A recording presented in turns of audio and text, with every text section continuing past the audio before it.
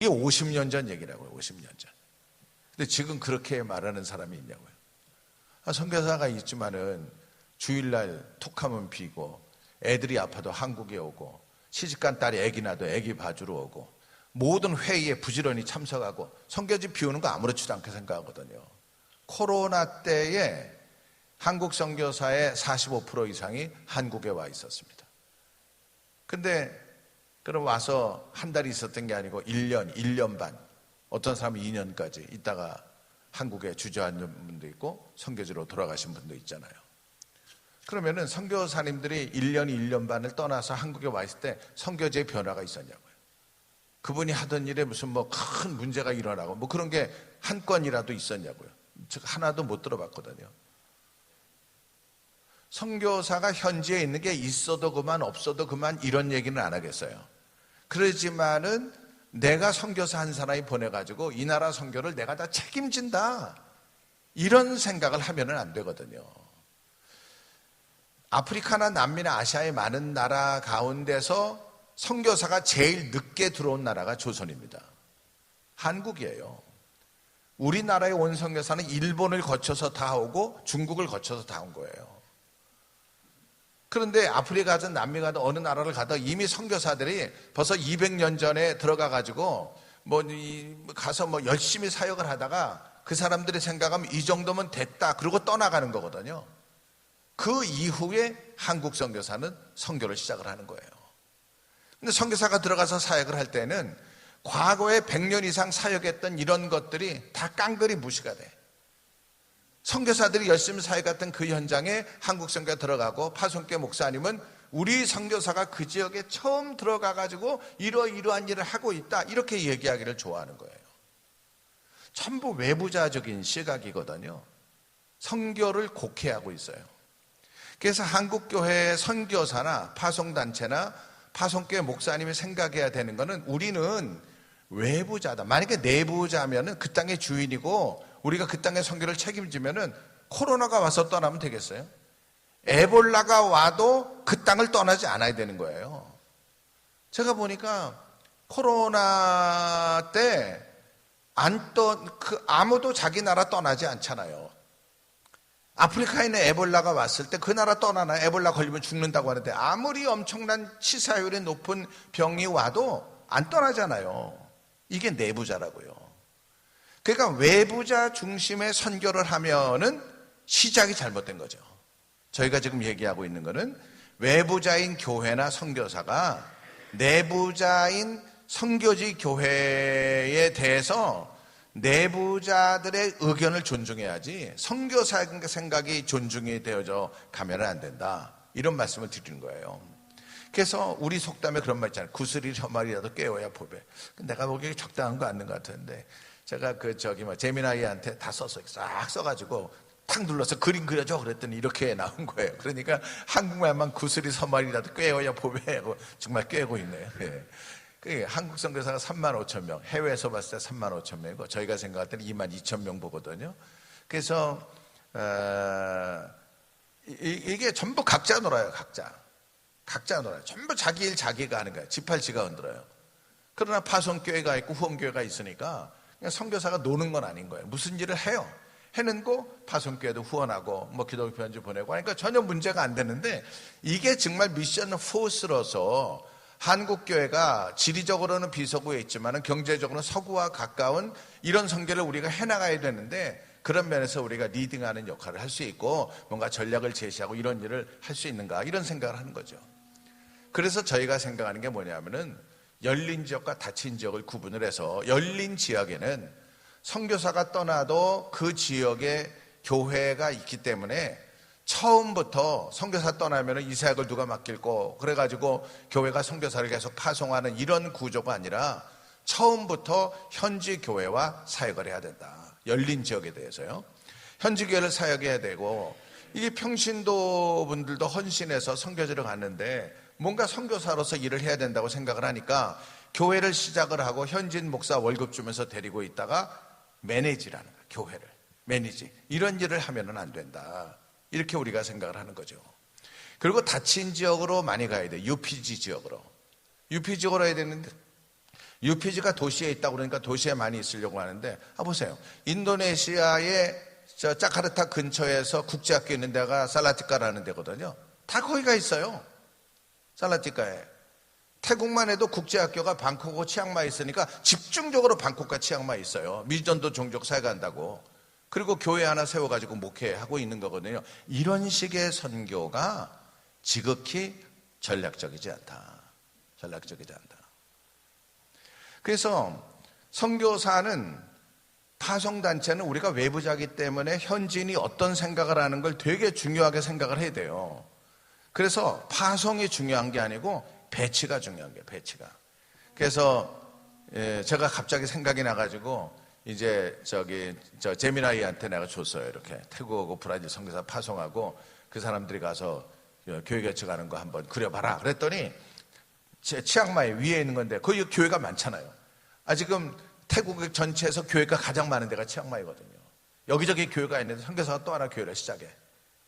그리고 상파울로 도시에다가 선교사가 교회를 시작을 해요. 그래서 이렇게 선교가 되면은 안 되겠다, 이렇게 생각을 하는 거죠. 140년 전에 한국에는 예수 믿는 사람이 한 사람도 없었습니다. 140년 전에. 예수 믿는 사람이 한 사람도 없었을 때에 알렌이 온 거고요. 언더우드가 온 거고 아펜셀라가 온 거예요. 그러니까 한 사람도 없었는데 이게 그 당시에 대원군의 세국 정책이 있었잖아요. 그리고 난 다음에 외국 사람이 들어오면 안 되는 거잖아요. 근데 이 히든 나라에 이게 문호가 열리니까 여기저기서 조선을 찾아온 선교사들이 많이 있었던 겁니다. 많이 있었는데 이걸 살펴보면은요, 주로 교단 선교부가 왔어요. 미국의 북장로교, 남장로교. 그 다음에 미국의 북감리교회, 남감리교회. 그 다음에 호주 장로교회, 캐나다 장로교회. 이 사람들이 왔는데요. 이 사람들이 와가지고 복음을 전해야 되는데 문화 다르죠, 언어 다르죠. 이러잖아요. 정말 한국 조선 사람들 소망이 없다고 이런 기도 편지도 있고, 얼마나 술 먹고 뱉어내고 첩질하고 그냥 도박하고 이런 게 얼마나 많았어요, 옛날에. 그게 소망이 없다고 했는데 이런 사람들에게 가르치기 위해서 교육했죠, 계몽했죠, 아픈 사람들 치료해줬죠. 그래가지고 북장로교회나 장로교회나 감리교회가 한 것이 제일 먼저 가면 학교 세우고 병원 세우고 교회 세우고 커뮤니티 개발하고 이런 식의 선교를 한 거예요. 그래서 이런 식의 선교를 했기 때문에 재중원이 세워진 거고요. 평양, 이게 엄청나게 많은 거라서. 여러분 이거 보세요. 정동감리교회인데 예배당 크게 졌는데요. 왼쪽에 보면은 이게 있잖아요. 그 벽이 있잖아요. 울타리가 있고 거기에 초가집이 조그만하잖아요. 그러니까 전부 이 조그만한 초가집 사이에 교회 하나만 울뚝 이렇게 쓴 거죠. 이게 정동감리교회 옛날 거고요. 세문안교회 이렇게 시작을 한 거죠. 근데 그래도 이 사람들이 사역을 하면서 어떻게 했냐 하면은 현지에서 사역을 위해서 장로교, 북장로교하고 남장로교회가 같이 일을 했어요. 같이. 그러니까 찬송가도 같이 번역해서 쓰고 성경구분 교재도 같이 발행해서 쓰고 교육 자료도 같이 발행해서 했어요. 그리고 나서 선교사들이 싸웠어요. 그렇게 하면서 싸워요. 알렌과 언더우드 싸운 거 잘 아시죠? 책에 많이 나와 있으니까 그런 거 쉽게 알 수 있거든요. 성격도 안 맞고 여러 가지 많이 있어요. 많이 있었는데 알렌이 선교사였다가 관두고 외교관이 된 것도 언더우드고 다툰 때문에 그런 거거든요. 성격도. 그 알렌이 기도 편지 쓴 내용이 책으로 나와 있습니다. 알렌이 기도 편지. 그거 보면은 언더와도 얼마나 다퉜는지 그런 내용들이 쭉 나와요. 한국 사람들도 그래요. 초창기에 태국의 해방 이후에 처음으로 선교지 간 데가 태국인데요. 최찬영과 김순일 목사님 1955년에 같이 갔어요. 근데 최찬영 목사님이 영락교회 파송하고 방콕에 있었고, 김순일 목사님은 대구 서영교회 파송에 어떤 장로님, 한약파 하는 장로님이 파송을 했어요. 서영교회 장로님인데 그분이 치앙라이로 갔거든요. 그러니까 한국에서 그 당시에 1956년, 57, 58, 1960년에 한국에서 이게 태국까지 방콕까지 갔는데 치앙라이까지 그 당시에 뭐가 있었겠어요? 치앙라이 가려면 어떻게 했겠어요? 배 타고 코끼리 타고 이렇게 가야 되는 건데, 그러니까 거기까지 사람들이 안 간다고. 지금처럼 비행기 타고 가는 게 아니니까. 그러니까 방콕에 있어가지고 최찬영 목사님 얘기만 듣고 가니까 이게 지금 김순일 목사님네는 불편한 거예요. 왜 다 자기 입장에서 얘기를 하니까. 그런데 이 김순일 목사님이 얼마나 사역을 열심히 했냐 하면은 그 당시에 있는 미국 선교사들이 봤을 때 우리보다 사역을 너무나 열심히 하는 거예요. 김순일 목사님이. 그래가지고 미국 선교사들이 태국 교회를 위해 가지고 저분은 기동력이 없고 자전거 타고 우마차 타고 코끼리 타고 사역을 하니까 이분이 차가 있으면 좋겠다 싶어가지고 미국 선교사들이 차를 사줬어. 지프차를. 김순일 목사님한테 지프차를 사줬는데요, 이제 한국에서 와가지고 총회 선교국 사람들이 와가지고 방콕에 있다가 거기까지 가게 된 거예요. 그러니까 모처럼 한국에서 누가 왔으니 얼마나 좋겠어요. 차로 여기 모시고 다니고 저기 모시고 다니고 아껴놨던 거 초콜릿 치즈 같은 거 잘 대접하고 이랬더니 이분들이 잘 대접받고 가더니 뭐라고 얘기하냐면, 선교사가 말이야 한국계 목사도 차를 못 타는데 차 하나 타고 다니고 미제 초콜릿 치즈 먹고 이게 선교사가 이렇게 얘기를 한 거예요. 이건 내가 김순일 목사님 사모님한테 직접 얘기 들었어요. 그러니까 이게 이 김순일 목사님하고 최찬영 목사님이 둘 다 점잖은 사람이니까 남의 말은 안 하지만은 이렇게 노골적으로 싸우진 않았지만 갈등이 다 이렇게 나온 거라고요. 그래서 북장로교 남장로교도 일을 같이 합해서 했지만은 북감로교 남감로교에도 좁은 땅 한반도에서 같이 연합해서 했거든요. 그리고 한국 교인들이 북감로교 남감로교 이게 너무 어려운 거예요. 그래서 하나 합하자 이래가지고 사역을 같이 이렇게 한 겁니다. 그래서 이제 감리교가 탄생을 했는데요, 감리교도 하디하고 제이콥 로버트가 사이가 안 좋았어요.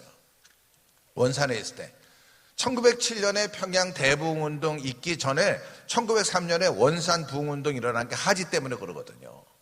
근데 하디는 영적인 것을 주장을 했는데 이게 로버트 무스는 어떻게 됐냐 하면은 이 사람은 사역의 다양성을 주장을 한 거예요. 그러니까 안 맞아. 둘이 싸워.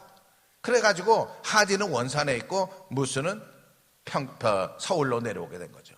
계속해서 선교지에 이런 일이 있어요. 그러니까 사람들이 말하기 좋게 바울과 바나바가 싸워서 각자 갔다 뭐 이렇게 말을 하고 설명을 하고 있지만은 어쨌든지 간에 그래도 학교도 같이 하고 교육도 같이 하고 교회도 같이 하려고 애를 쓰고 노력을 많이 했어요, 선교지에. 그래서 이런 걸 보게 되면은 러시아에도 장로교 선교사들이 교단이 다르지만은 장로교 총회를 만들고, 필리핀에도 장로교 선교사들이 나서 장로교 총회를 만들고, 캄보디아에도 그런 걸 만드는 거예요. 그래서 연합되는 모습을 보여줘서 선교지에서 장로교가 서로 교단이 달라고 싸우는 이런 모습을 보여주면 안 되거든요. 이게 되게 염려가 돼요.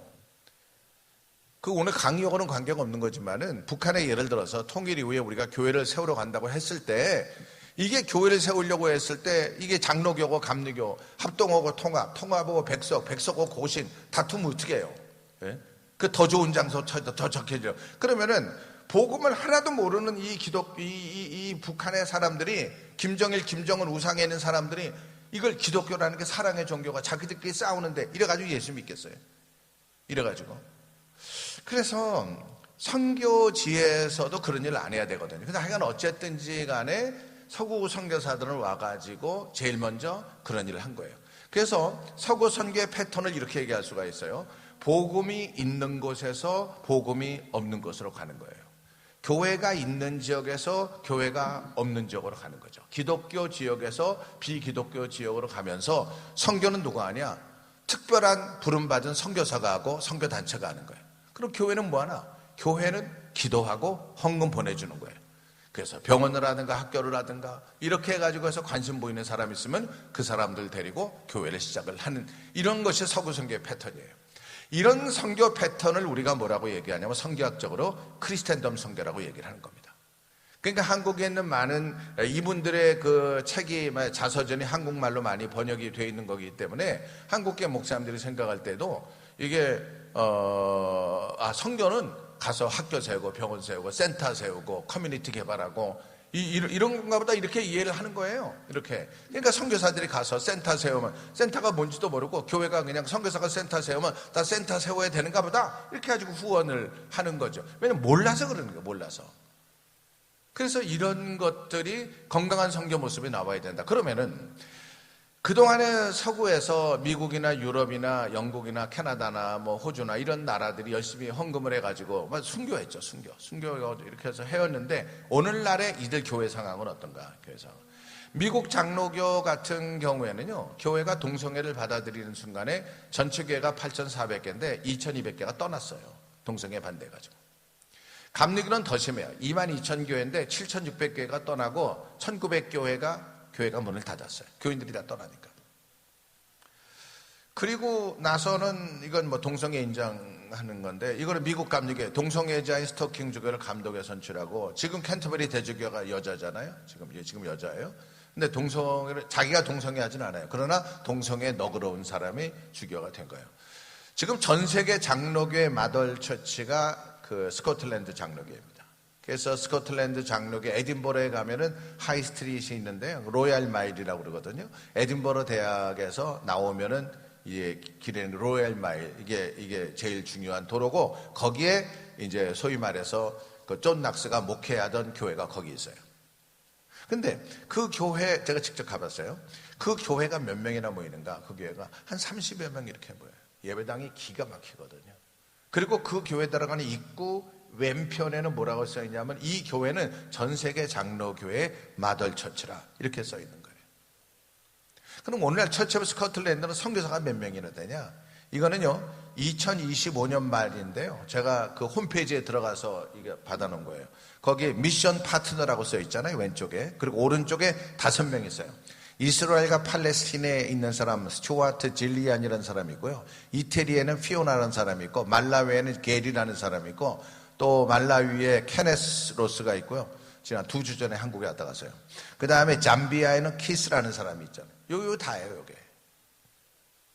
그래서 이게 복음을 주장하지 않고 인권을 주장하고 동성애를 주장하면 선교를 못 하잖아요. 그러니까 미국 장로교회고 감리교회고 전 세계 장로교회 마덜 처치 다 지금 이렇게 돼가고 있거든요. 그러면은 과거에는 우리가 미국 교회, 유럽 교회를 따라갔는데 좀 따라갈 교회가 없잖아요.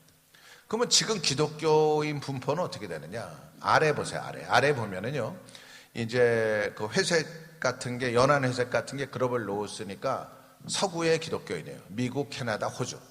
그 다음에 곤색이 글로벌 사우스, 넌 웨스턴이죠.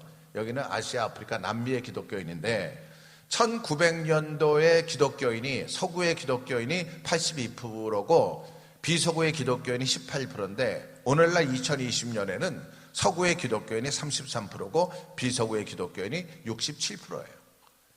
과거에는 서구 기독교인이니까 기독교는 서구 종교고 선교사는 전부 서양 사람이라고 생각했지만은 오늘날은 아무도 그렇게 생각을 안 한다고요. 제가 2022년 1월 달에 치앙마이에서 WA 미션 커미션 모였을 때 참석을 했어요. 참석을 했는데 깜짝 놀란 게 뭐냐면은 거기 한 270, 80명이 왔는데요. 한 20명만 비서구 사람이고 나머지 전부 백인이에요. 근데 20명 비서구 사람 가운데 한국 사람이 10명이고 나머지는 남미 사람하고 아프리카 사람 몇 사람이 왔거든요. 근데 그 사람들은 대부분이 제가 물어보지는 않았지만은 서구 선교단체 일하는 흑인이나 남미 사람들이에요. 그분들이 차비를 줘서 이렇게 왔겠죠. 근데 거기 가서 느낀 게 뭐냐 하면은 앞으로의 선교는 우리 가지고는 안 된다. 지금 백인이 다 가지고 있어요, 백인이. 돈도 있죠. 그 다음에 신학교도 가지고 있죠. 뭐 미국교회 무너지고 영국교회 무너진다고 해도 공부하려면 미국 가야 되고 영국 가야 되잖아요. 그러니까 이게 그냥 놔두면은 한국교회도 주일학교 안 모이죠. 청년들 안 모이죠. 근데 한국교회가 어른 중심의 1세대가 있으니까 아직은 제너러스 하니까 성교비도 보내주고 이런 일을 하고 있는데, 이게 지금 그 비서구에 있는 나라 사람들이 한국에서 공부하려고 많이 애를 쓰는 거죠. 교회가 제너러스 하니까. 근데 이런 식으로 지금 우리가 방향을 제대로 잡지 않으면은 얼마 안 가서 오늘날의 유럽이나 미국과 같은 그런 모양이 우리한테 닥칠 거다. 이렇게 생각을 하는 거예요. 비서구는 교인이 제가 아프리카가 엄청나거든요. 아프리카가. 이명숙 교수가 안 보이네. 이 사람은 여기 안 와요? 아, 총회가 있어요? 그 아프리카에서 공부했잖아요. 그런 사람이 있어야 한마디 해줘야 되는데. 남미 엄청납니다, 남미요. 브라질은 천주교가 위협을 받을 정도로 엄청나게 지금 일어나고 있고요. 저희가 5월 마지막 주에 남미 15나라의 선교 리더십 한 35명을 초청을 했어요. 그래서 이제 LA에서 모여요. 작년 12월 달에도 한번 그런 일을 했는데, 이제 자기네들이 이 모임이 너무 좋다고 해서 한 번 더 하자고 해서 5월 말에 합니다. 그래가지고 다 자기네들이 차빈해서 다 오는데, 이제 못내 차비가 어려운 사람도 있죠. 현지인도 어려운 사람이 있거든요. 근데 브라질에서 아마존에서 5명이 오는데 다 자기들 돈 내서 와요. 그래서 비자 하는 일에 좀 도움이 필요하지 않냐 그랬더니 자기네들이 그냥 관광비자 받아가지고 오는 거예요. 자기네 알아서. 제가 KWMA에 있으면서 느끼는 건 뭐냐 하면은 세상이 바뀌고 있다. 세상이. 지금 세상이 변하고 있어요. 아프리카가 그렇게 유식한 사람이 많이 있는 줄 몰랐어요. 아프리카가요. 학자가 너무 많아요. 남미에 비해서. 남미가 제일 연약해요. 그래도 남미는 오순절 보통의 운동이 엄청나게 지금 일어나고 있잖아요. 아르헨티나 같은 경우도 선교사가 100여 명 되는데요. 5년 전에 1,000불을 주고 보냈는데 그 사람들이 한 300% 그동안에 그 인플레가 있으니까 1,000불이 지금 300불밖에 안 되는 거예요. 그래서 다 살잖아요. 제가 나이지리아를 보고 정말 놀랐는데요. 나이지리아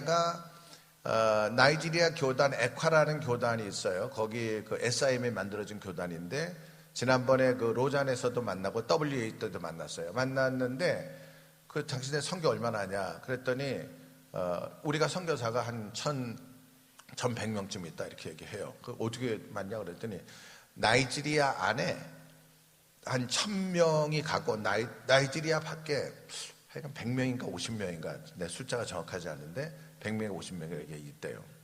그래서 돈을 얼마나 후원하냐 이렇게 물어보니까 나이지리아 안에 있는 다른 문화권의 종족에게 복음을 전하는 건 한 달에 100불을 주고 그 다음에 나이지리아 밖에 다른 나라에서 일하는 사람들에게는 한 달에 500불을 준다는 거예요. 근데 내가 계산을 해보니까 100불 곱하기 1,000이면 얼마예요? 한 달에 10만 불에 10만 불. 그리고 500불씩 50명을 도와준다고 해도 25,000불이거든요. 100명이면 5만 불이고. 이거 합하니까 대략 한국 돈으로 2억 원쯤 되는 거예요. 그러니까 제가 생각할 때 그래서 당연히 물어보지 않겠어요? 그럼 선교비 어디서 받냐?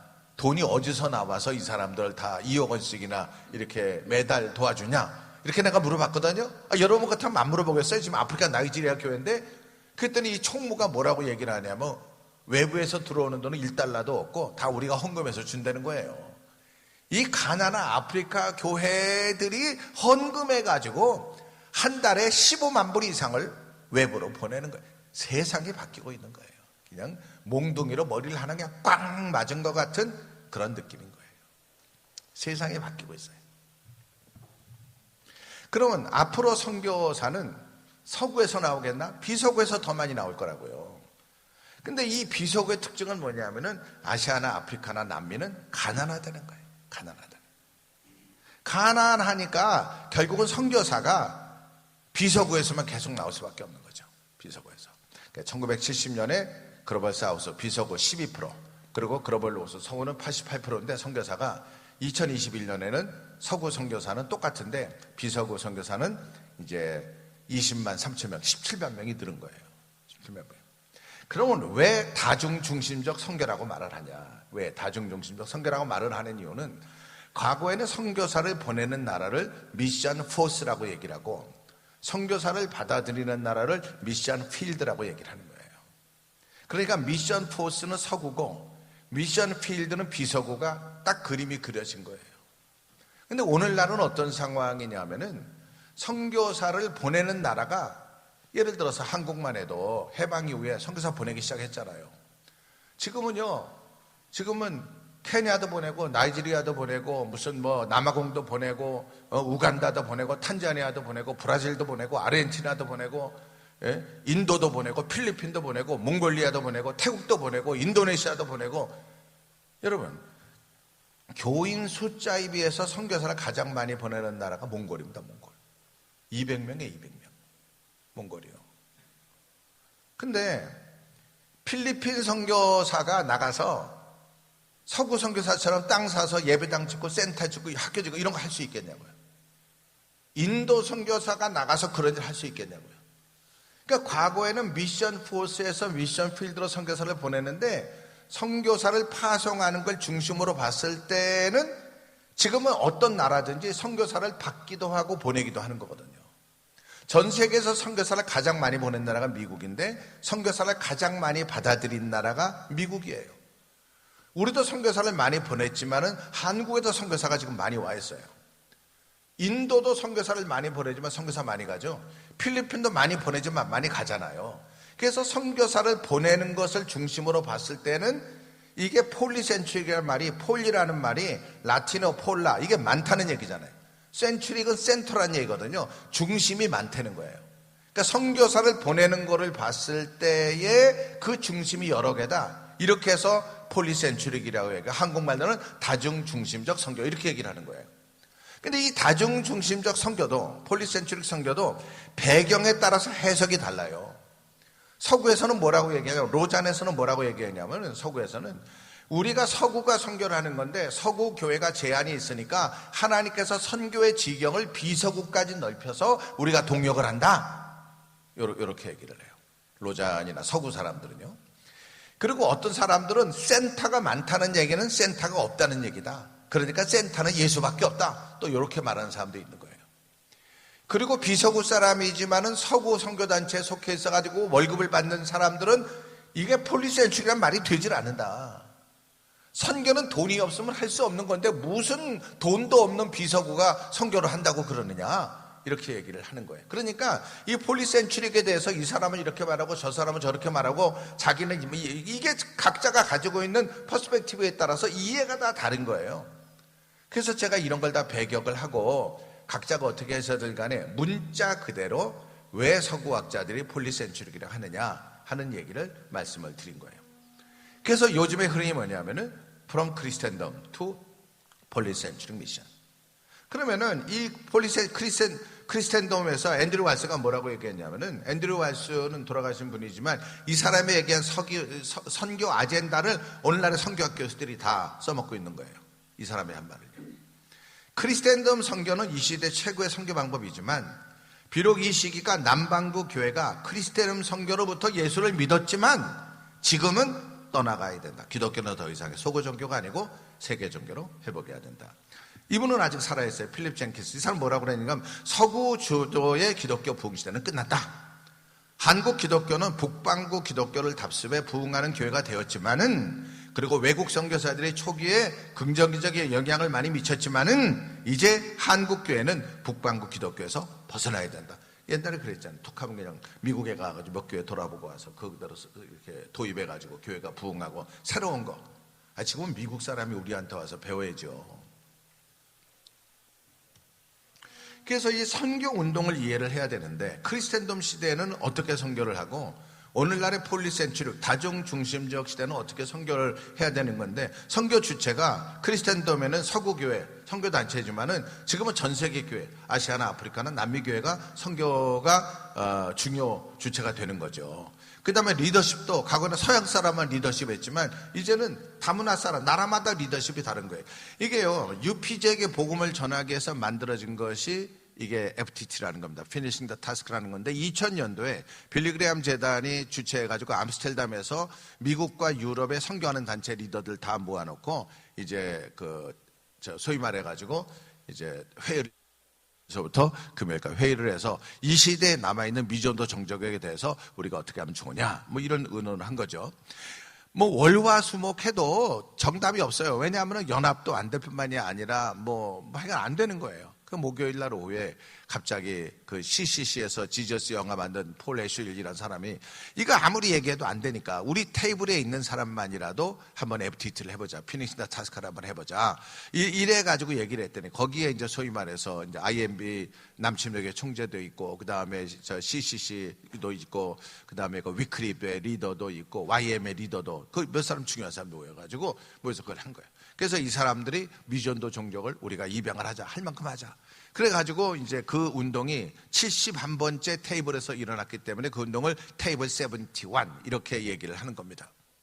그렇게 했는데 보니까 인도가 미전도 종족이 많은 데가 한 4,000개쯤 되는데 10만 명 이상의 미전도 종족이 있는 데가 639개예요. 그 610만 명 이상의 미전도 종족 인구가 있는 게 639개인데 그 중에 절반이 인도에 있는 거예요. 그러니까 이 사람들이, 미국 사람들이 어떻게 했냐면은 FTT를 미전도 종족의 복음을 전하는 게 미국 가지고는 안 되니까 브라질하고 한국에다가 FTT 지부를 만들기 위해서 왔어요. 그리고 난 다음에는 인도로 갔습니다. 인도에 가서 우리가 인도에 미전조 종족이 많으니까 하이드라바드에 가가지고 미전조 종족이 많으니까 우리가 힘을 합해가지고 미전족으로 복음을 전하자고 해서 당신들이 열심히 하면 우리가 후원을 하겠다. 예, 뒤에서 전략을 1, 2, 3, 4, 5 쫙 이렇게 얘기를 했어요. 그랬더니 IMA 리더가 듣다가 그냥 나가버렸어요.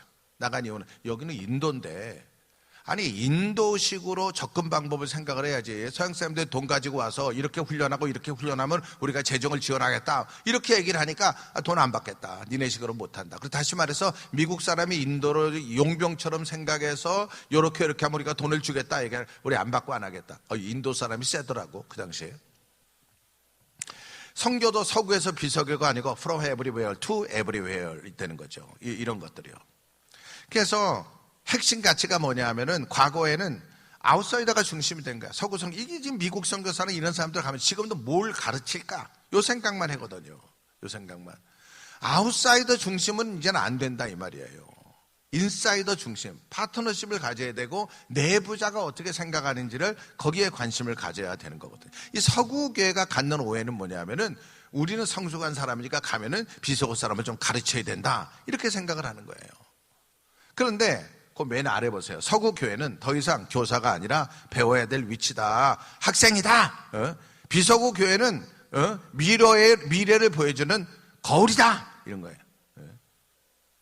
그래서 이 사람은 토드 존슨인데요. 이분이 고든 코넬 교수가 지금 나와 있는 모든 그 리서치 데이터는 다 이 사람을 통해서 나오는 거예요. 그 랄프 인터 막내 사위입니다. 이 사람이 2010년도에 에든버러 대회가 1910년에 있었잖아요. 100년 있다가 2010년도에 일본에서 100년 대회를 했는데 그때 뭐라고 얘기하는 거예요? 아프리카 사람은 should be in the kitchen, 부엌에 있어야 된다. 근데 노말이 이 사람들은 테이블에 초청을 받는 거예요. 서구 사람이 가지고 서구 사람의 메뉴 다 이렇게 만들어내는 거야. The menu has already been determined by Western Christian. 서구 선교사들이 이게 성경 이렇게 해야 된다 이 말이죠. 그러니까 서구 선교. 그래서 이게 이거예요. 내가 이걸 이로 써가지고 챗GPT 딱 넣었더니 그림이 이렇게 나온 거야. 이게 미국 사람이 초청해서 터키 먹고 샐러드 먹고 스파게티 먹고 리조또 먹고 스테이크 먹고 뭐 이런 거예요, 이런 거. 근데 그게 아니고 이 서구 비서구 사람들은 키친으로 와야 돼. 아프리카에서 슈더비인 더 키친. 이거는 뭐 그러니까 이거는 뭐 아프리카 사람은 아프리카 음식 만들고 멕시코 사람은 타코 만들고 한국 사람은 비빔밥 만들고 중국 사람은 무슨 뭐 또 뭐 이렇게 만들고 이러는 거예요. 이렇게. 이래서 그 나라 문화에 맞게 복음이 들어가야 되는 거죠. 사무엘 에스코바 지금 돌아가신 지 거의 한 10개월쯤 되는데요. 이분은 페루 침례교 출신인데 이분이 한 말 가운데서 서구 선교를 크리틱하면서 몇 가지 말을 했는데 제가 두 번째 얘기만 하려고 그래요. 이게 서구 선교는 이거는 경영학적인 선교이다. 매니저리얼 미션로지를 가지고 있다. 그러니까 무슨 일을 할 때 뭐 우리나라도 과거에 경제개발 5개년 계획 그 당시에 필요했어요. 그 당시에. 근데 지금은 어떤 상황이냐 하면은 우리가 서구 사람들은 무슨 일을 할 때 계획을 세우고 5년 차, 1년 차에 직원이 몇 명 있어야 되니까 돈이 얼마나 있어야 되고 회의 한 번 하려면 돈이 얼마, 이걸 다 계산을 하는 거야. 그리고 모금을 해요. 근데 모금이 만약에 안 되면 어떡하냐, 모금이. 그럼 못 하는 거잖아요. 그러니까 이 서구 선교에 대해서 이 사무엘 에스코바가 무슨 얘기를 하고 있냐 하면은 당신들이 하려고 하는 일의 최종 결정권자가 뭐냐? 돈이냐? 돈이 없으면 안 되는 거니까. 그러면은 선교의 최종 결정권자가 누구냐? 돈이냐? 선교에 무슨 일을 하려고 하는데 최종 결정권자가 누구냐? 돈이냐? 이게 서구 선교를 크리틱하는 말이죠. 그래서 유럽에서 1년에 한 번씩 유로피안 리더십 포럼을 할 때에 이제 왼쪽에 있는 사람, 그러니까 여러분이 봐서 오른쪽에 있는 사람은 린지 브라운이라는 사람이고요. 이 사람이 IVF 국제단체 12년 동안 총무하고 로잔에도 국제 총무를 18년 동안 한 사람이에요. 린지 브라운. 영국사 옥스퍼드 출신이고 유럽 전체에서 대학생 리더들을 가장 많이 키워낸 사람이에요. 그리고 왼쪽에 있는 사람은 이 사람은 닥터 파용인데요. 파용은 중국계 말레이시아 사람인데 이 사람을 초청했을 때 2023년에 뭐라고 그러는 거 아니에요? 지금 웨스턴 기독교는 지금 비석으로부터 뭘 좀 배워야 된다. 너 뭐 가르쳐 주려고 하지 마라. 지금 뭐 서구 기독교 다 망하고 문 닫고 교회 다 떠나고 선교사 안 보내는데 뭐 그런 기독교를 가지고 우리한테 가르치려고 하느냐.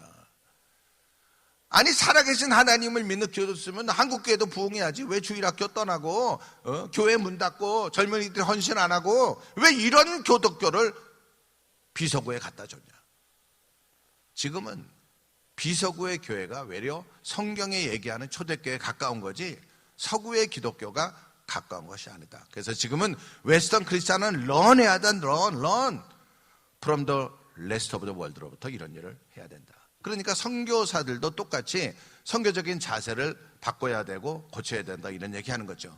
그래서 샌딩 엔티티하고 레시빙 엔티티하고 선교사가 샌딩 엔티티는 가서 자기 일 하지 마라. 자기 일. 교회가 원하는 일 하지 마라. 아웃사이더의 생각대로 하지 말고 인사이더가 어떤 생각을 하고 있는지 그런 일을 해야 된다. 그리고 돈 가지고 하는 선교 같으면 벌써 미국이나 영국이 옛날에 끝내버렸지. 돈 가지고 안 되잖아요. 선교에 돈 가지고 된다는 말이 어디 있어요. 예루살렘과 유다와 사마리아 땅 끝까지 가기 전에 해야 되는 것이 성령이 너희에게 임하시면 너희가 권능을 받고 나가는 건데 지금 권능이라 성령이라도 영성 관계없고 MD부하고 그냥 나가잖아요. MD부가 무슨 뭐 선교하는데 그게 필요 충분 조건입니까? MD부 받아가지고 선교사 나가서 중동 지역이나 이렇게 그 인도 같은 데나 뭐 서남아시아 저 시리어스한데 이런 데 가가지고 이슬람 컨트리 이런 데 가가지고 내가 목사라고 얘기를 할 수 있나? 복음을 노골적으로 전할 수가 있나? 예? 뭘 가면은 그냥 땅 사고 뭘 지려고 그러고. 내가 보니까 감리교가 너무 여기 감리교였어요 혹시? 감리교가 너무 심한 것 같아요. 그래서 감리교에다가 경고 편지를 하나 보내야 될 것 같아요. 왜 이렇게 돈이 많은지 뭘 짓는 걸 그렇게 좋아하는지. 염려예요, 염려. 그래서 선교사는 아기를 낳는 산모가 아니다. 아기를 낳도록 도와주는 산파지. 현지인이 못하는 사역을 해야죠. 현지인이 못하는 사역을. 그래서 현지인이 무슨 생각을 하는지에 관심을 가져야 되거든요. 그러니까 선교사는 가서 자기 일 하려고 하지 말고, 근데 이게 너무나 한국교회는 개교의 중심이니까 그러니까 조심해야 돼요. 눈치를 많이 봐야 돼요. 현지 교회 가서 무조건 사명받고 은혜 받고 가고 뭐 그거를 어떻게 말할 수는 없는데요. 이게 너무 힘들어요. 왜 힘드냐 하면은 보통 단체들이 가기 전에 다 이렇게 이 사람의 선교사로 적합한지 안 적합한지 건강 체크업을 하고 그 다음에 이제 검사를 해요. 검사를 해서 이걸 다 합격을 해야 되거든요. 근데 이게 검사가 이게 불합격된 사람도 있고 이게 건강 체크업이 안 된 사람이 있거든요. 그럼 안 가야 되잖아요. 그러면 선교사들이 의사한테 가가지고 말이야, 당신이 내 책임질 거냐고, 내 삶을 책임질 거냐고, 내가 사명받아 가려고 하는데 왜 나를 막 이런 식으로 하니까 의사가 예수 잘 믿는 집사님 장로님이니까 그냥 어떻게 바르게 할 수가 없는 거예요. 소명받아 가서 죽으리다 하고 가려고 하니까 그러니까 할 수 없이 거기다가 뭐 70점 만점이면 71점 뭐 이렇게 해가지고 이게 선교가 이게 너무 이상한 거예요. 아무나 그냥 소명 받아가지고 나가려고 하니까. 그래서 이 폴리센츄릭 시대에 할 수 있는 건 뭐냐면은 성경이 뭐라고 성경에 너희는 가서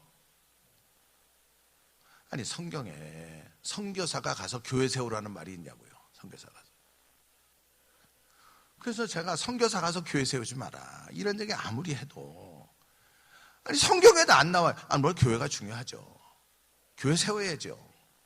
근데 한국 교회 세우는 건 한국 사람들의 책임이지만 선교지 교회 세우는 게 왜 우리 책임이냐고, 선교사 책임이냐고.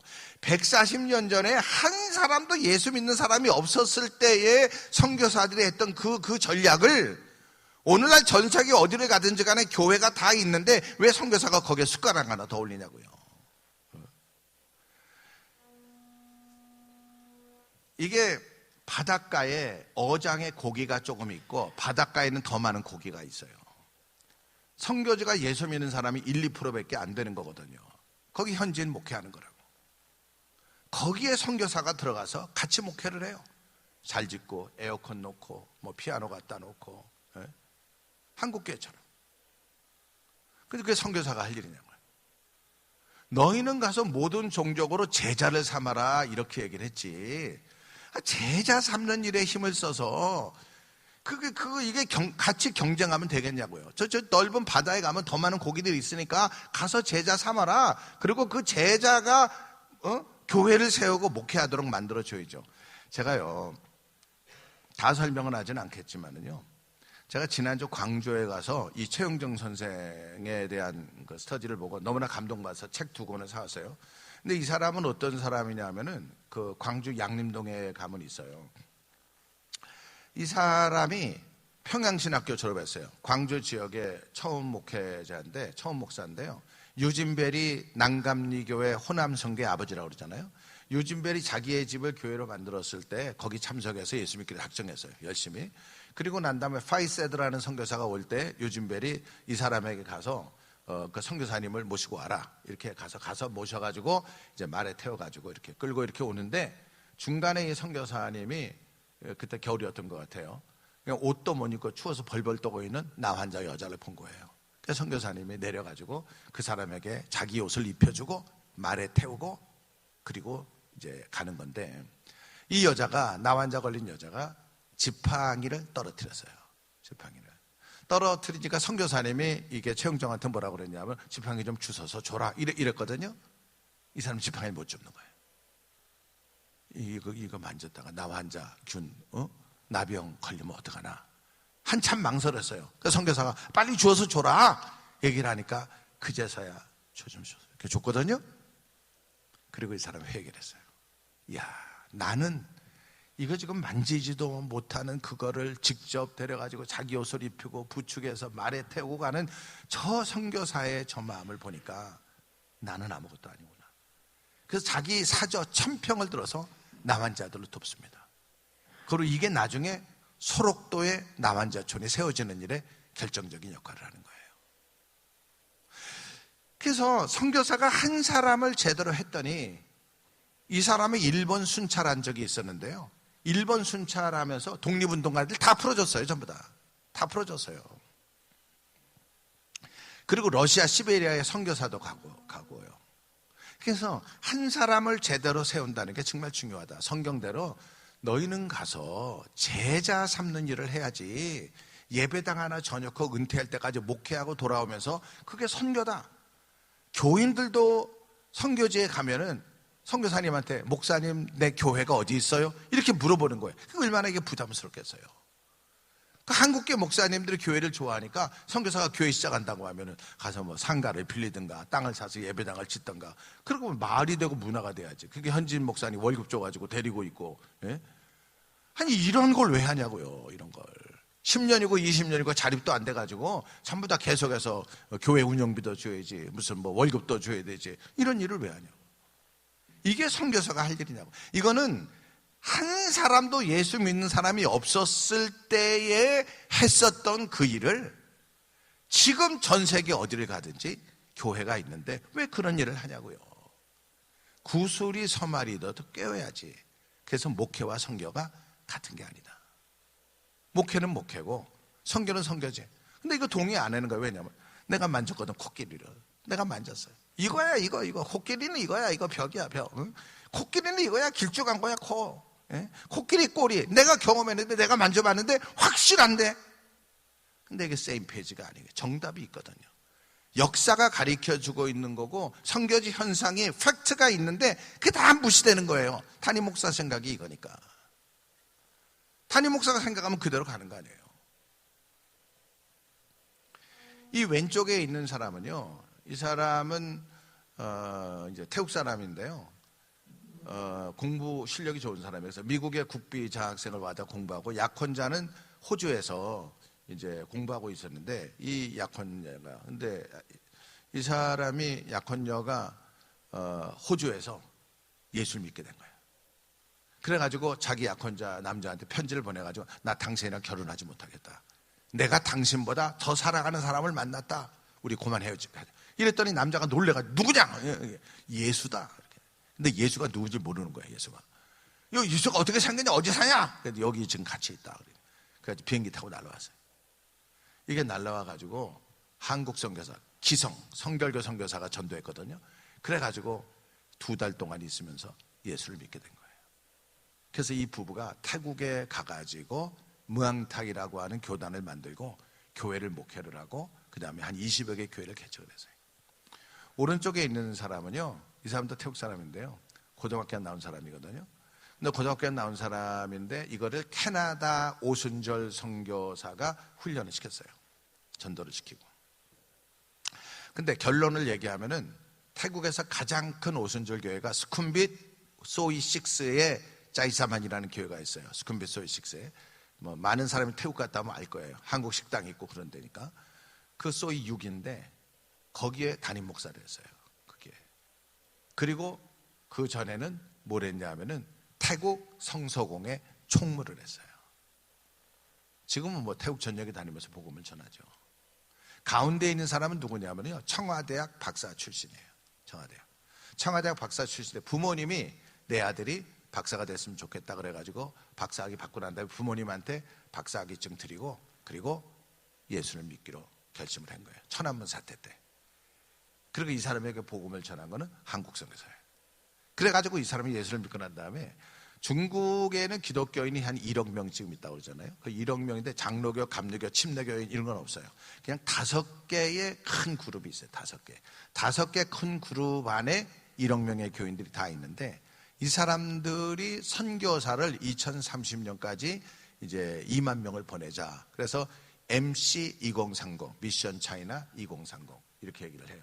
그 일에 책임진 사람이에요. 그 로잔에 왔기 때문에 이제 중국에 들어가면 잡히거든요. 그래서 지금 이제 대만에 있는데요.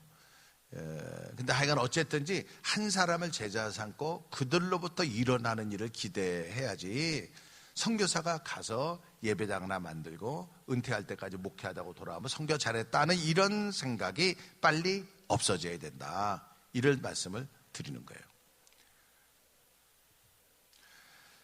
여러분, 선교사가 하는 일이 지금 모택동에 들어와가지고 문화혁명하면서 다 쫓아냈잖아요.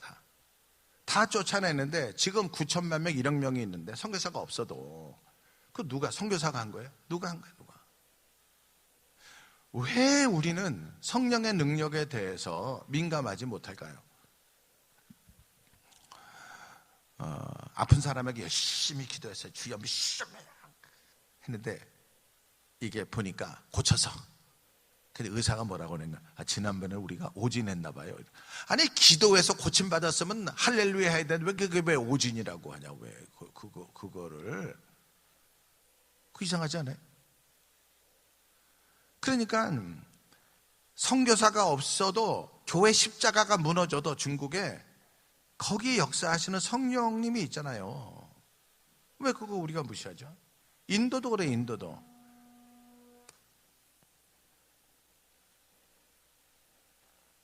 넘어갈게요. 소리도 안 나오고 그 다음에 이 자료를 교수님들이 가지고 있으니까 넘어가도 될 것 같아요. Calvary Temple is India's largest church with more than 300,000 members. Pastor Satish Kumar is now on a mission to build 40 more mega churches in the next 10 years. George Thomas brings us the story from Hyderabad. 새벽에 교회 가는 Most roads in 거예요. Hyderabad on Sundays lead to Calvary 넘어가겠습니다. Temple. 됐어요? It's a little after 4 in the morning. 예, and 그만요. side streets around the church. 네. 조금 있다가 다시 열어줘요. 이거는 이란의 그 시니어 이맘이 한 말이에요. Senior Iranian clergy says around 50,000 이란의 모스크가 있는데 7만 5천 개, 75,000 모스크가 있는데 50,000 모스크가 are closed. 문을 닫았다 이 말이에요. 이란의 7만 5천 개 모스크 가운데 왜냐하면은 모스크 안 가요. 사람들이 경제적으로 운영이 안 돼요. 지역교회가 부흥하니까. 이거 한번 보겠어요?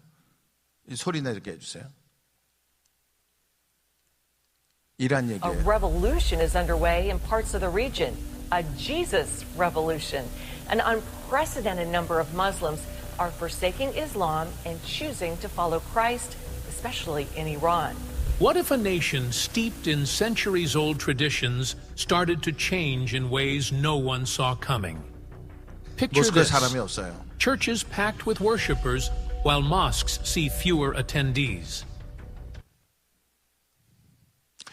이거는 이집트에 있는 교회인데요. 교인이 12,000명입니다. 복음교회입니다. 물론 동굴교회는 정교회인데 더 많이 있고요. 근데 이런 교회들이 40년 전부터 중동 선교를 해온 거예요. 아웨마라는 단체가 있는데요. 40년 전부터 중동 선교를 해왔습니다. 그러니까 중동 지역에 선교사 보내고 여성들 교육시키고 교회 개척하고 성경 공부시키고 이런 일을 하는 거예요. 그 선교사가 가서 한 일은 뭐냐? 선교사가 자기를 선교사라고 얘기를 할 수 있나? 누구 만나가지고 복음을 전할 수가 있나? 근데 왜 그 지역에 MD부 나온 목사들을 왜 보내요 도대체? 교회가 MD부 나온 목사만 좋아하는 거예요. 평신도가 나가면 후원도 안 해. 예? MD부 출신 목사. 난 그래서 이게 이상하다. 그래서 나는 그럽니다. 저도 물론 MD부를 했지만은 MD부 출신 목사들 시리어스한 지역에 고만 나갔으면 좋겠다. 나가서 할 일이 없는데 얼마나 스트레스가 될 거예요. 성교비 받지. 예? 근데 전도는 못하지. 교회도 못하지. 얼마나 스트레스가 될 거예요. 그러니까 그냥 아프죠. 예? 스트레스가 되면 아플 거 아니에요.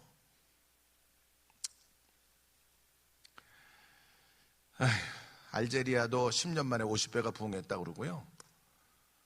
이거는요. 보세요. 이것도 틀어주세요. 소리.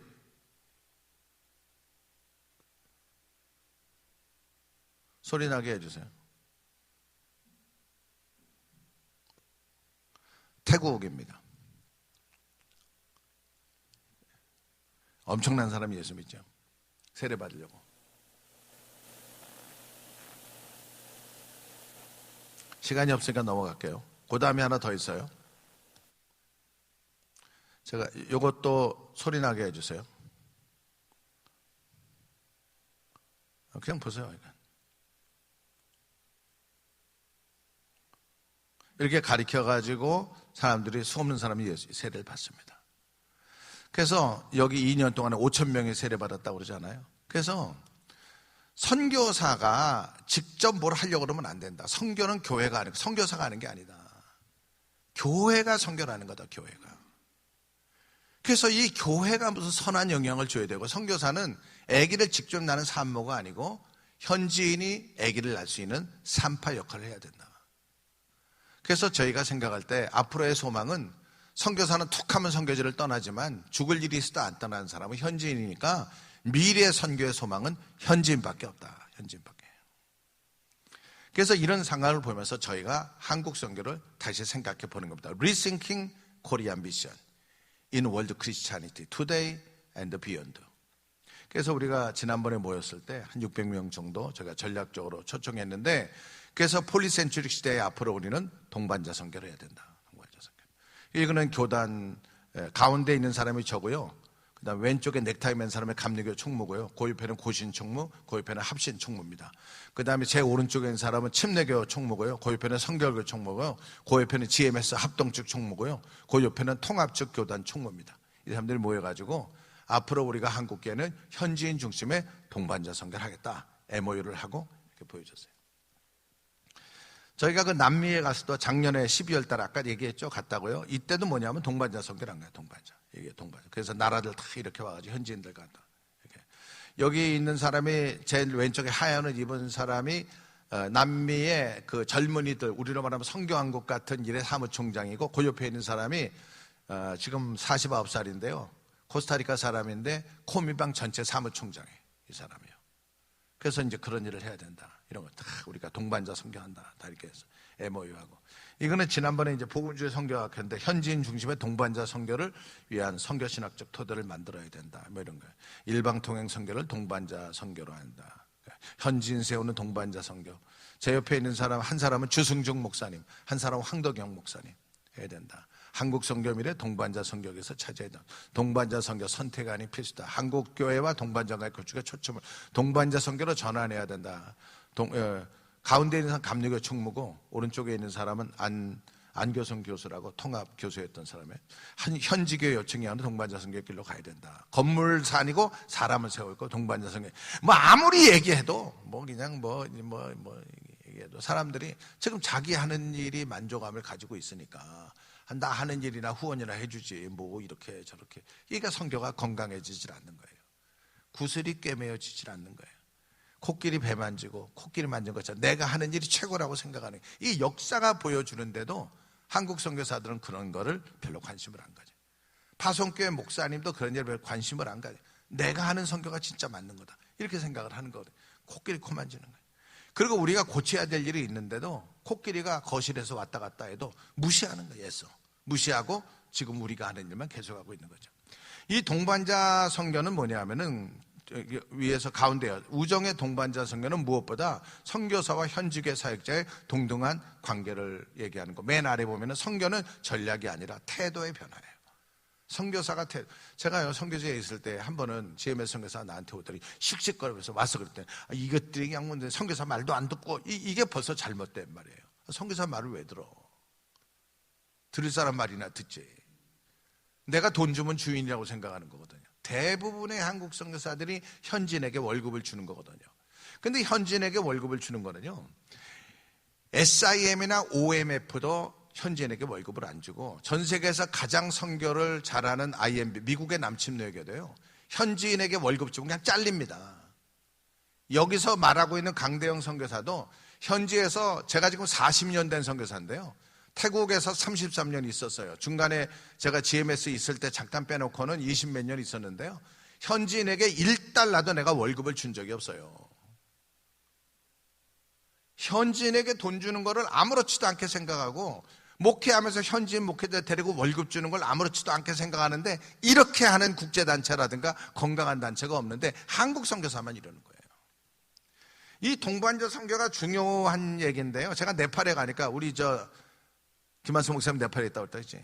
네팔에 가니까 현지인이 선교사를 뭐라고 그러는지 알아요? 사장님. 그래, 사장님 오늘 안 왔어요. 뭐 이러는 거예요. 얼마나 선교사들이 돈 가지고 했으면 현지인이 사장님이라고 그럴까?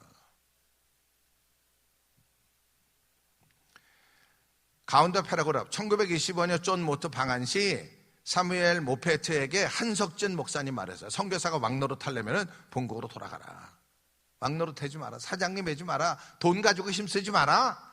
이거 왜 나왔어요? 1952년에 존 가투가 아프리카에서 미셔너리 모라토리움 나올 때도 이 돈 문제 때문에 나온 거거든요. 그래서 1956년에 미국 북장로교회가 현지 교회의 선교를 돕는 것이 선교다, 이렇게 말하면서 한경직 목사에게 한국교회가 선교 과제를 제안하라. 우리가 기도하고 그 일을 같이 하겠다. 선교 아젠다가 내부자에게서 나와야 되는 거예요. 내부자에게서 나와는 걸 듣고 우리가 그걸 어떻게 도와줄 수가 있냐, 이렇게 생각을 해야 되는 거죠. 1910년 에딘버러 대회 때 가운데 파라고로 이리자야 감독이 인도입니다. 서구 교회에서 선교사를 보내지 말고 친구를 보내줘라, 친구를. 이렇게 얘기를 한 거예요. 근데 지금 복음주의권에서 미국이나 유럽이 다 무너지고 있으니까 한국 교회가 정말 역할을 하는 거예요. 한국 교회. 그러니까 로잔도 여기서 했죠. WEA도 여기서 했죠. 가을에 WRK인가 뭔가 서울에서 또 합니다. 이러다가 한국 선교가 전 세계 국제단체 다 우리가 선교가 생겼어요. 그래서 지난번에 저희가 그 앵커웨이를 했을 때 우리가 차비를 한 사람도 지원하지 않았어요. 저는 뭐 현지인에게 돈 도와주는 거 별로 좋아하지 않기 때문에 당신들이 모금해서 알아서 오세요. 그랬더니 한 20명이 왔어요. 자기네가 다 모금해서 왔어요. 20명이 와가지고, 근데 우리 그 주제가 Rethinking Korean 미션이기 때문에 한국 선교를 다시 생각한다 그러기 때문에 그동안에 한국 선교가 잘했다 이렇게 생각하지 않고 한국 선교가 잘못했습니다, 현지인을 존중하지 않았습니다, 뭐 이런 좀 반성 분위기로 이렇게 가니까 이 사람들이 뭐라 그러냐면, 아유, 한국 선교사들이 이제 정신 좀 차렸는가 봐, 이제는 같이 일해도 되겠는데. 여러분, 한국 선교사를 웰컴하는 나라가 별로 없어요. 선교사가 돈 주는 현지인이나 너무 좋다고 얘기를 하지, 선교사에게 돈 받는 사람이 아니고 객관적인 리더십은 한국 선교 좋아하는 별로 없습니다. 뭐 그중에 몇 사람 있기는 있겠지. 전체적인 그림은 웰컴이 안 돼, 웰컴이. 과거에 여기 액추 출신 박교 교수 있었는데 이사도 하고, 박교 교수가 필리핀 떠나서 미국 가서 정착했잖아요. 그거 왜 그런지 아세요? 대회를 한 번 했는데 필리핀 목사가 오더니 박교 목사님 들은가? 요즘에 한국 선교사들 때문에 힘들다. 왜 당신들 말도 못하고 문화도 못하면서 필리핀에 아마 선교사 하려고 그러냐? 좀 한국 선교사를 돌아갔으면 좋겠다. 이 말을 들은 거야, 박교 목사님. 그래가지고 자기한테 이런 말을 직접 하니까 나도 오래 있다가는 아주 망신당하겠다 싶어가지고 안식년 때 미국 가가지고 도망간 거예요. 그 미국에서 풀로 교수하고 뭐 이렇게 있는 거예요. 한국 선교사를 그렇게 웰컴하지는 않아요. 왜냐하면 현지 교회 무시하고 다 자기 사역하는 일에 힘을 쓰고 있으니까. 현지 교회를 도와야죠. 현지 교회를. 한국에 온 북장로교, 남장로교, 북감리교, 남감리교 이 사람들이 가면서 다 넘겨줬잖아요. 통합이 종로고에 가지고 있는 거 뭐예요? 다 선교사한테 받은 거잖아요.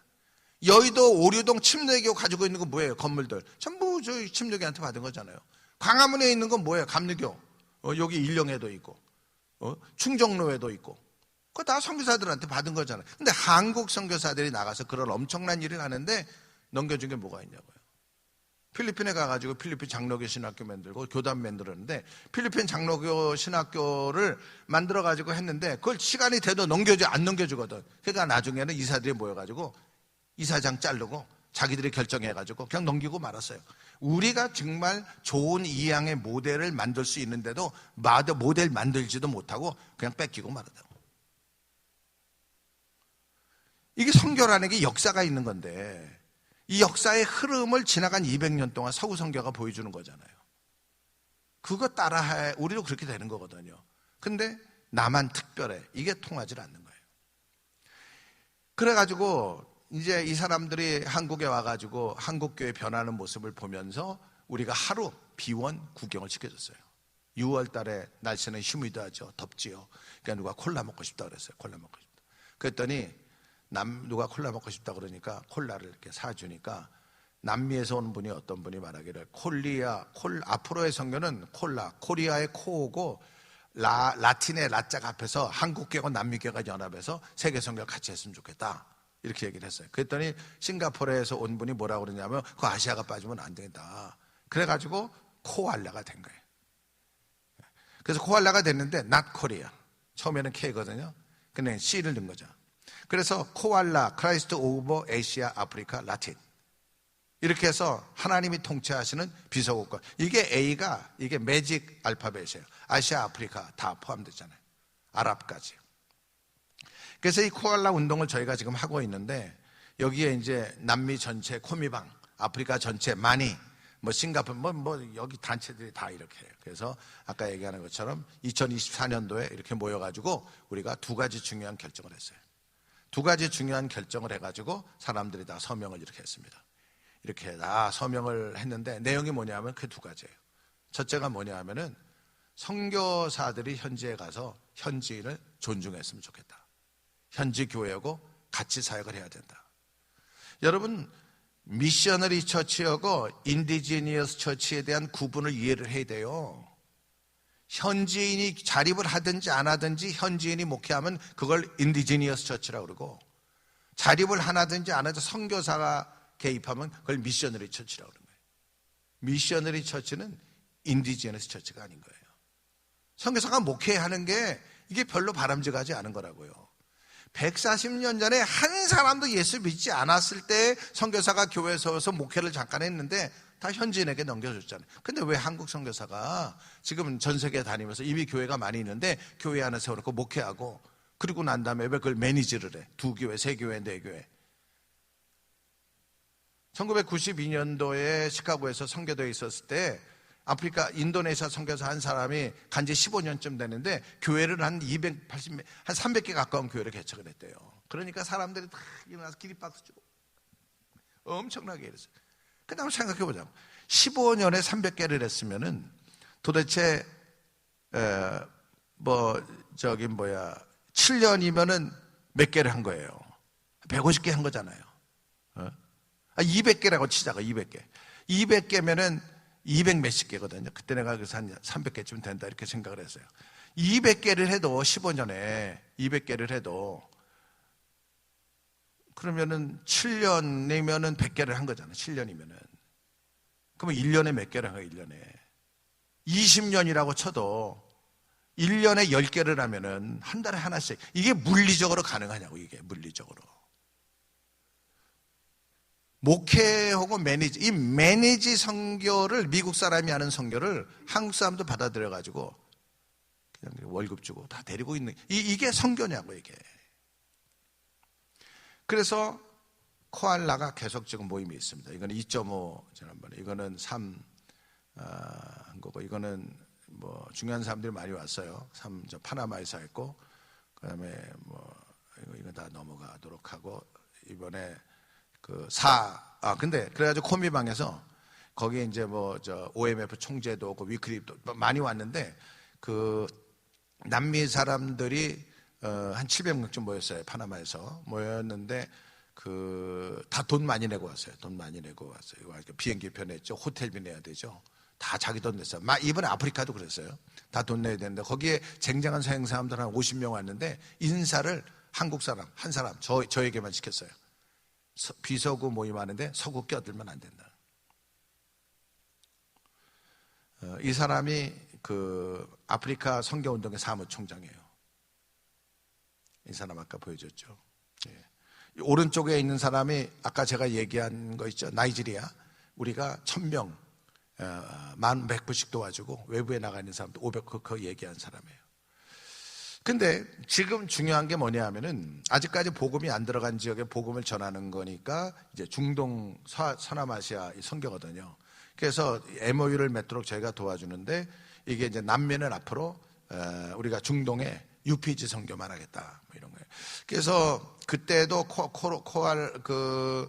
코미방도 모였을 때 전 세계 교회에다가 프로클레임 했습니다. 남미는 선교지가 아니고 우리는 미션 포스다. 선교사 보내지 마라. 선교사 보내지 마. 선교사 보내려면 UPG에게만 보내라. UPG. 아프리카도 이번에 결정했어요. 아프리카는 미션 포스가 아니고 미션 필드가 아니고 미션 포스다 선포했어요. 그랬더니 어떤 사람이 질문했어요. 지금 당장 내일부터 미국 교회가 후원 안 해주면은 아프리카 교회가 어떻게 되겠느냐. 그랬더니 사람들이 어떻게 배웠냐면, 미국 교회가 후원을 안 해야 아프리카 교회가 선교한다. 아프리카 문화, 아프리카 스타일로 우리가 선교할 수 있다. 이렇게 얘기를 한 거거든요.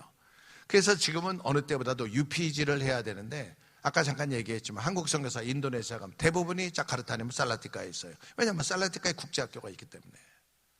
방콕 아니면 치앙마야. 왜 거기에 국제학교가 있으니까. 이 선교가 건강하게 되겠냐고요. 물론 방콕에 있어야 될 필요가 있는 선교사가 있어요. 대단히 건강하지 않게 선교가 진행이 되고 있습니다. 대단히. 그만해야 되죠? 그만할까? 뭐 할 일이 많지만 그만 얘기할게요. 결론 그래서 물론 이제 하나님이 뭐 인도해 주시리라 그렇게 믿습니다. 하나님이 인도해 주시리라 믿는데요. 이란도 전쟁이 있지만 교회는 엄청난 부흥이 있거든요. 그래서 교회들이 기도해 달라고 저희한테 연락도 계속 해오고 이렇게 하고 있는데, 결국 하나님이 원하시는 방향으로 잘 가리라 이렇게 생각하는데, 이 이야기만 왔다 갔다 해서 그러지 말고 처음부터 전략적으로 잘했으면 좋겠다 이렇게 생각해서 말씀을 좀 드렸습니다. 감사합니다.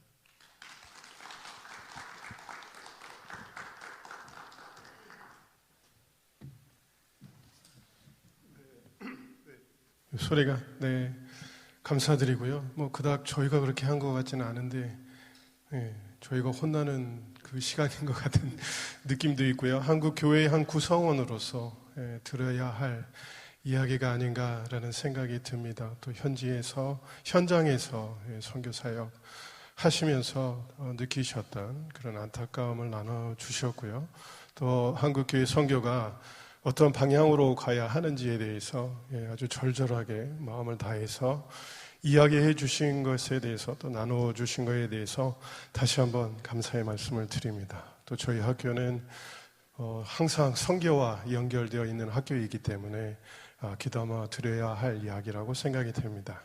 네, 이것으로 발제는 마치겠고요. 저희가 이제 30분이거든요. 그래서 한 10분 정도 휴식을 하고 다시 이제 패널들 모시고 저희가 시간을 갖겠고요. 그 이후에는 여러분의 질문 이제 다루고 또 답변을 드리는 시간을 가지려고 합니다. 그래서 쉬는 시간 동안 뒤에 마련되어 있는 종이에 여러분의 질문을 적어서 전달해 주시면 나중에 그 질의응답 시간에 여러분의 질문을 나누고 또 답변을 듣는 시간을 갖겠습니다.